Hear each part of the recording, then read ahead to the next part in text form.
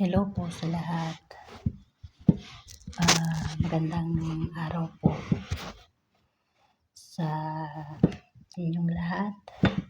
So ngayon lang po ulit ako nakapag-video kasi hindi ko muna po yung aking mga tungkulin, yung aking pong trabaho. So ngayon, magbibigay naman po tayo ng reaction doon po sa comment sa ating pong post or upload kagabi.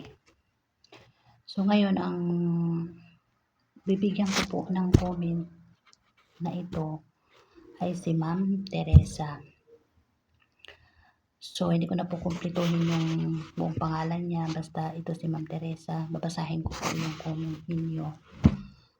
Pinili ko po ito na comment ninyo kasi ito po ay connected doon sa live ni Sir Paul kagahapon.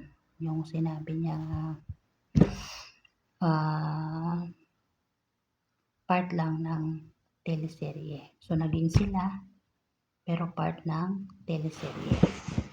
So ang sabi ni Mama Teresa is pinaglaruan lang nila ang feelings ng mga tagahanga nila. Wala silang pakialam kung sino ang masasaktan. Yes po ma'am. Tumpak po kayo sa inyong sinabi. Wala pong pakialam si Sir Paul kung ano yung maramdaman natin na mga taga-subaybay, taga-follow sa kanila kung saan anong kaninong mga vlog, diba? So yung sinabi niya doon sa niya nung time na nag-propose siya kay Krishna, na sinabi niya doon sa restaurant na kumakain sila na hindi na yun part ng teleserye, yun daw ay totoong buhay na. So ano pala yun sir? Puro lang pala yun kalokohan. Kasinungalingan, hindi pala yun totoo. Paano naman? Hindi lang si Chris na ay yung niloko nyo, pati rin kami na taga-suporta nyo. Kasi, asan yung hustisya dun, sir? Sa isang iglap lang, sa isang pagkakamali ni Chris na maliit lang na mga bagay, kung ano man yung pagkakamali niya, ibigla nyong i-deny na hindi kayo. Asan yung hustisya dun, sir? Yung may paluhod-luhod pa kayo. Diba? Tandaan nyo yun guys, yung may paluhod-luhod pa. Diba? Na nagpasalamat siya kasi sinagot siya ni Krishna. Asan yung hustisya doon? Asan yung hustisya kapag mga pagpupuyat natin? Sasabihin niya lang na part lang pala yun ng teleserya. Kalokohan lang pala yun. Alam niyo ba sir kung ano yung nararamdaman namin? Ito, si Ma'am Teresa. At yung iba pa na nandito sa comment section ko ngayon. Sa mga nanood itong mga vlog, ay nitong mga reaction ko, yung mga nagko-comment dyan.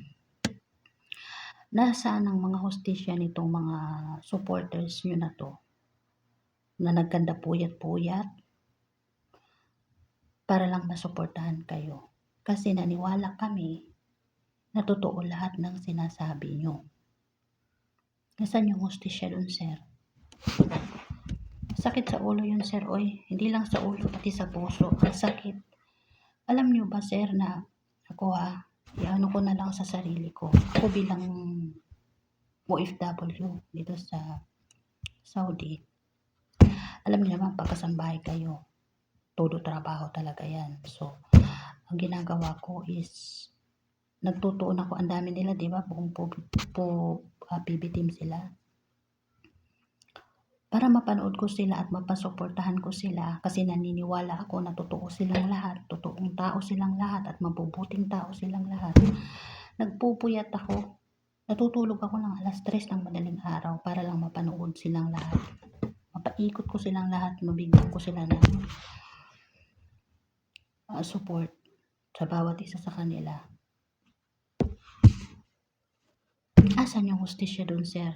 Pagkatapos ngayon sa live mo, sasabihin mo lahat ng yun part lang ng teleserye mo. Grabe ka, sir. Ang sakit naman ng ginawa mo. Hindi lang si Chris na yung sinaktan mo, pati kami na supporter nyo. Sobrang sakit yung nararamdaman namin. Ngayon, sabihin nyo, pag nag-react kami ng mga ganito-ganito, sasabihin nyo is mga basher kami. Ano yun? Kung wala kami na tinatawag nyo ng mga basher, kikita ba kayo sa mga vlog nyo? Aabot ba ng milyon-milyon yung followers mo? Siyempre dun sa sinasabi mong kahapon, yung sinasabi mong milyon na taga-suporta sa'yo, siyempre isa kami dun o kasali kami dun, diba?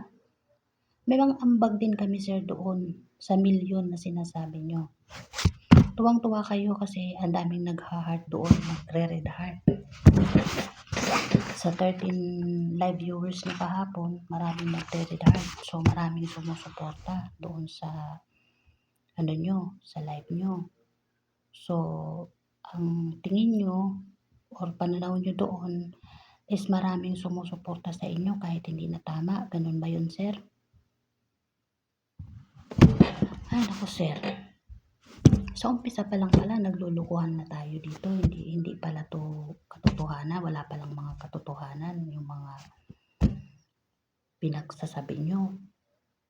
Asan yung totoo na dyan, sir? Eh, yung sa pagcha-charity nyo, asan naman yung doon? May totoo pa ba doon? Or puro na lang ba yan scripted lahat? Or part pa rin ng serye nyo na sinasabi? Puro lang kayo puro lang kayo prank na sinasabi. Pag naano kayo, sasabihin nyo lang, prank, it's a prank. Puro lang kayong ganon. Hindi nyo inaano yung mga nararamdaman ng taga-suporta sa inyo.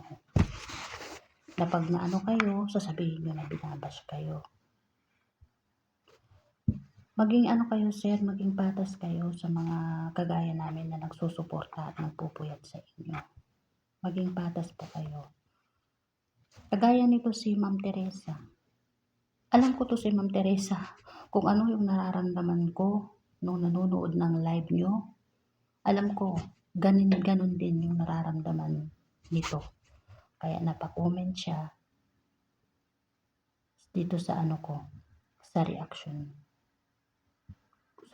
video ko.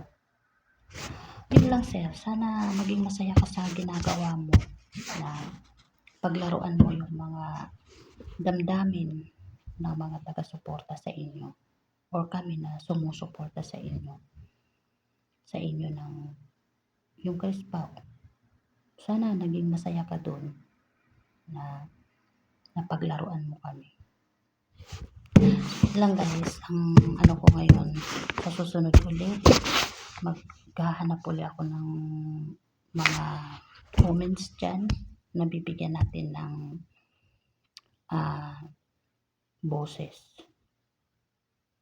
Yun lang po. Maraming pong salamat sa mga nanonood at nagsusuporta po sa mga reaction ko po. Maraming pong salamat sa inyo. God bless po sa ating lahat.